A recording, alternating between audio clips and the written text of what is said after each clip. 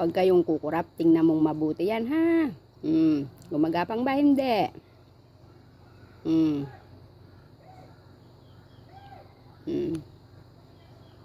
Gumagapang ba? Hindi. Diba? Walang edit yan. Pero masama, nakakain na ako eh. Tangina. Nakain na ako mga kapatid.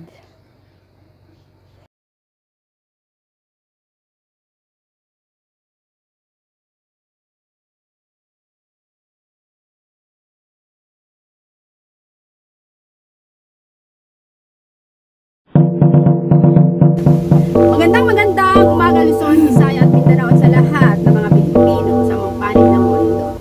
So kasama naman natin si Mother ngayon. So nag-record na lang ako na pag-uusapan namin ay tungkol dito sa vlogger na si Mimi na binarel. Ngayon, ano masasabi mo doon, Mother? Kay Mimi, yung vlogger na BBM vlogger daw, politics vlogger. Mali kasi siya, naka-voice out sa kagad siya na hindi niya iniisip yung yung baka sakaling mayroong ma-interesan siya. Kaya parang dahan-dahan ba bigla muna, Ika? Yung masasabi ko doon, babala na ito sa mga vlogger. Okay, lahat ng na-monetize na channel.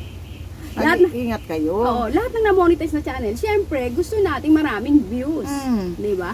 Pero naman, yung mumurahin, eto, hindi ko to sinasabi dahil kaya siya namatay, dahil pinapatay siya halimbawa ng mga minura niya. No? Kung sino, mga minura niya, syempre pag-isipan, pinapatay ito kasi nagmura. No? Hindi ganun yon. Ang ibig ko lang sabihin dyan, yung bakit mo mumurahin yung rest in peace sa kanya, di ba? Sumalangit nawa ang kanyang kaluluwa. Bakit mo mumurahin halimbawa si Inday Sara? Inano kanya, kilala kanya? Di ba? Ano sabihin na nagpalaglag daw? Kung makapagmura, wala sa ayos. Hindi niya dapat yun. Kung binayaran sa may sinulsul. Hindi dapat niya gawin yun. To be fair, Mother. Ay, pira-pira talaga. To be fair, hindi yan babayaran halimbawa ng mga Marcoses na murahin mo si Inday Sara. Hindi ako naniniwala sa ganun. Kasi isipin mo, natural, pagka minura niya si Inday Sara, ang pag-iisipan, ang Marcoses. Diba? So, kasiraan ng ng Marcoses yun. Palibasa kasi kay Marcos to eh. Hindi ako naniniwala doon. May something talaga to sa babae na God knows na lang, di ba? Pero, kasi ako, team unity ako kay Marcos ako, tsaka kay Inday Sara, no? Kaya nahirapan ako. Okay lang talaga, mag-politics eh.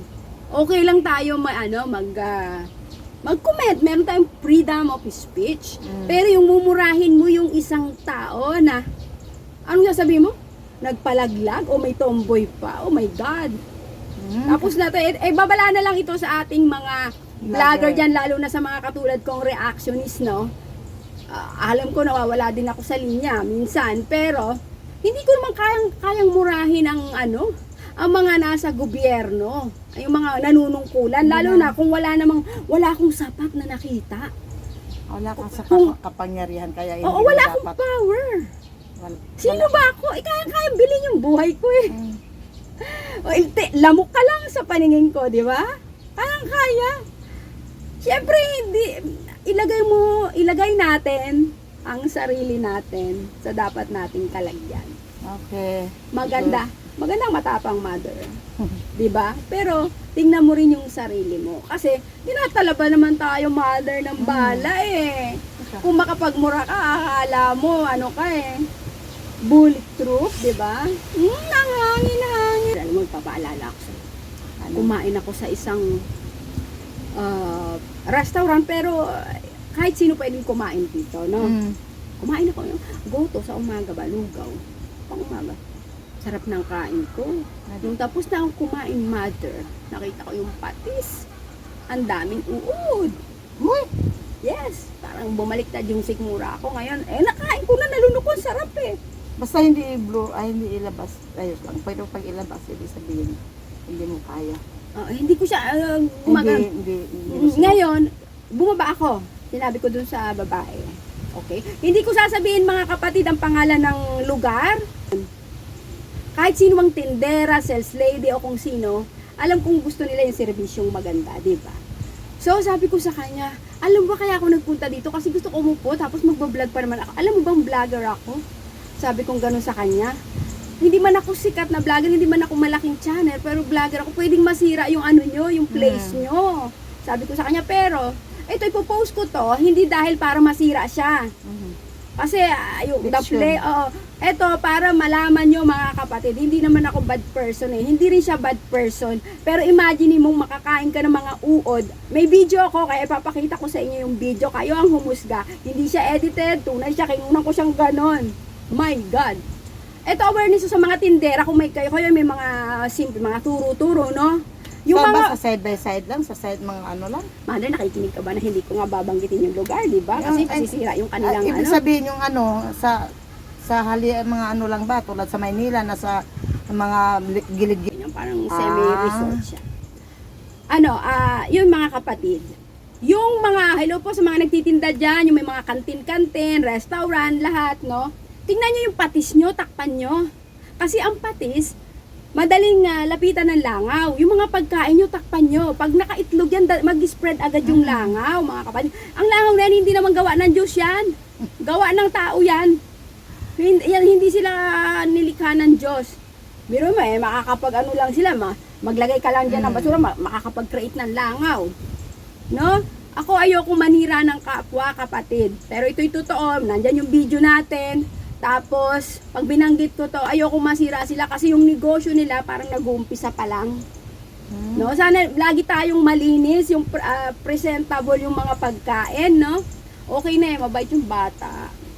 Sabi ko, pag nalaman ng may-ari yun kasi parang manugang lang siya eh.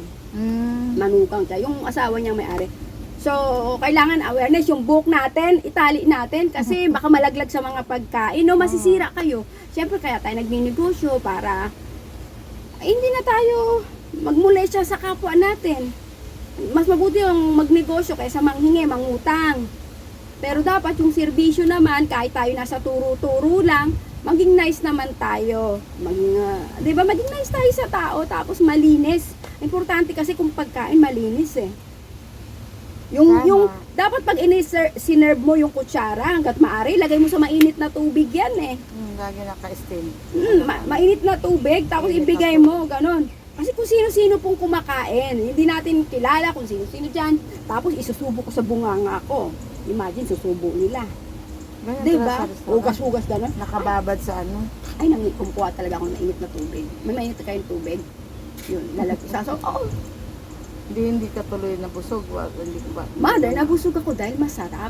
Ang problema, nung tapos na ako kumain, naisip mo, naalala mo yung ano. nakita ko yung uod. Sabi ko, oh my God, nakakain na ako ng uod.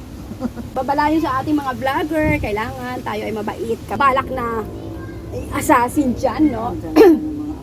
Ako mo yan? At rest in peace, no? Ang pangit, mga kapatid, na mamatay ka, binaril ka, tapos marami pang galit sa'yo, patay ka na. Dahil yun yung sinasabi ko, na iiwanan mo dito. Wala kaming tuyo.